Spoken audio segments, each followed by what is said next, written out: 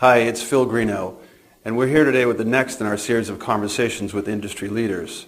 Today's focus is on Mitch Tyson, CEO of Advanced Electron Beams and one of the visionaries in the green technology space.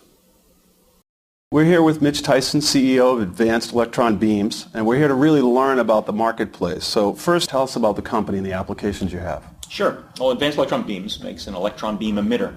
It's a device that makes a cloud of electrons that can be used in lots of different ways, but primarily in industry. Mm-hmm. So we're an industrial energy efficiency company. You know, you don't get much attention on industrial energy efficiency. When you look at clean energy, lots of people talk about wind turbines and photovoltaics and biofuels.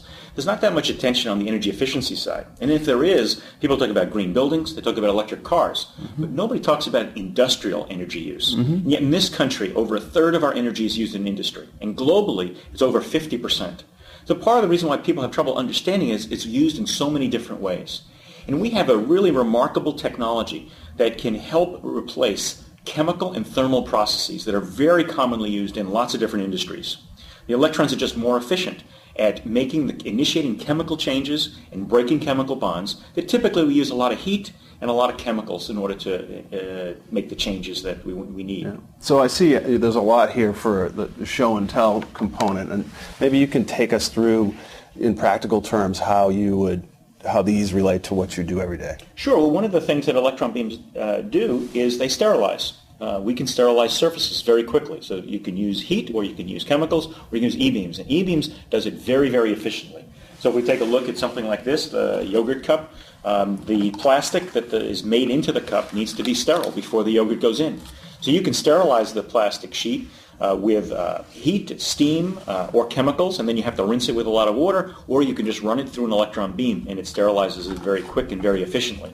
If we look even beyond that, we look at bottles. The bottles, in a lot of cases, need to be sterile before the beverage goes in. Mm-hmm. That's not true for soda because of the carbonation, and it's not true for water because there's no sugar in it. Right. But if you have a drink that has sugar in it, like a sports drink, Gatorade, or juices, iced teas, all of those need to go into a sterile container. And what they typically do is two different approaches. One is chemical, and the other is hot fill. In the chemical method, they take peracetic acid, they dilute it, they put it in the bottle, they pour it out, they put rinse water in, pour it out, put rinse water in, and pour it out. Mm-hmm. They'll use 3 to 6 liters of water for every liter of beverage that they produce. Wow. Tremendously wasteful process. Right. The alternate is hot fill, where they'll heat the Gatorade up to 180 degrees, put it in this bottle, seal it, chill it. And they'll use a lot of energy to heat, a lot of energy to chill, but they also have to make the bottle thicker.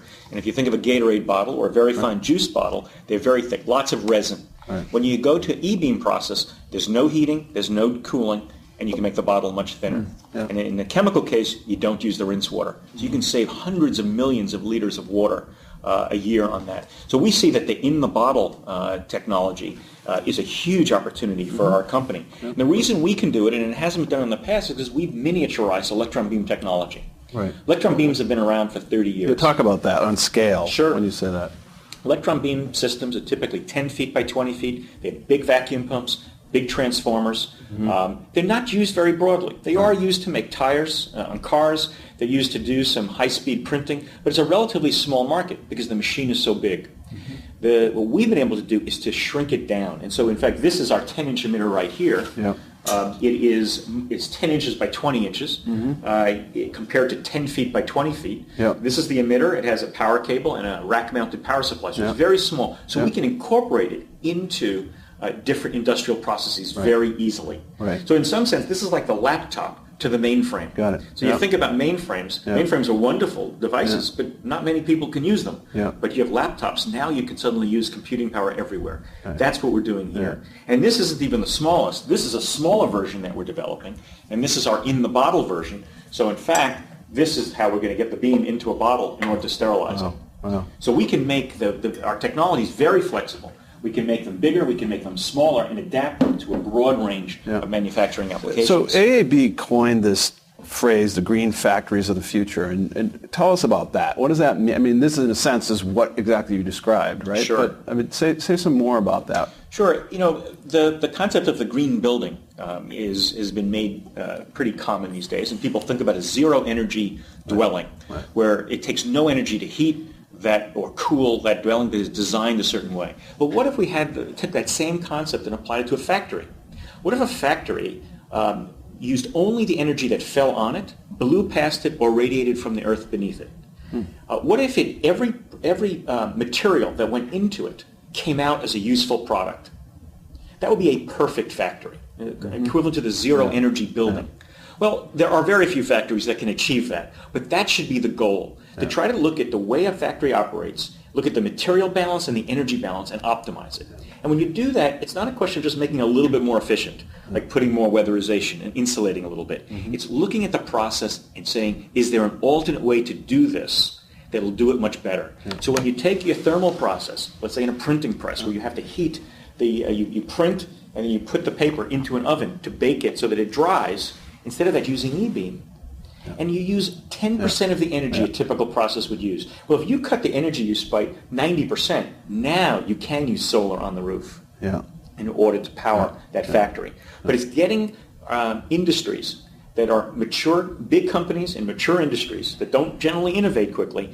We have something that's got a very compelling value proposition, and our business is helping them to innovate and adopt a new technology that radically uses less energy, uses much less chemistry, produces much less pollution, and gets us closer to that perfect green factory. Well, you know what's interesting is your passion for the business is palpable. I mean, you can feel it coming across the table.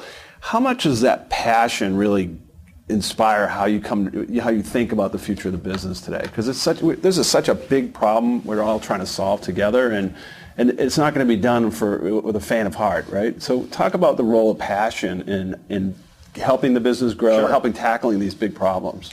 Well, I mean, I think, life is short, so I think that everybody should be passionate about what they do at work.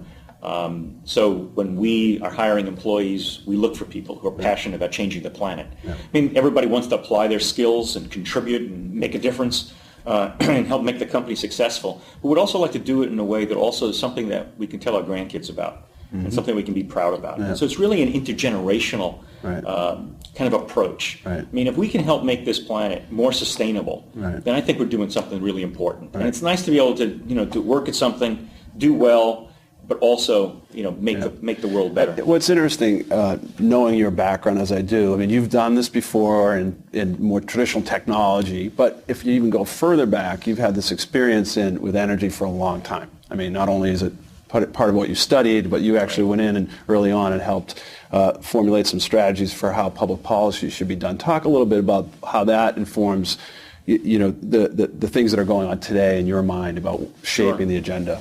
Well, when I was at MIT, I certainly focused on the issue of energy. I saw it as a very interesting problem that involved technology and science and also public policy. And that's really what was my first love was trying to figure out how to apply technology to address the energy problem. I was fortunate. My first job out of school was down in Washington working for Senator Paul Tsongas. He wanted to be on the Senate Energy Committee and asked me to be his staffer there. So I had a great opportunity to work for him for 6 years. And he was absolutely a man of vision, integrity, and values.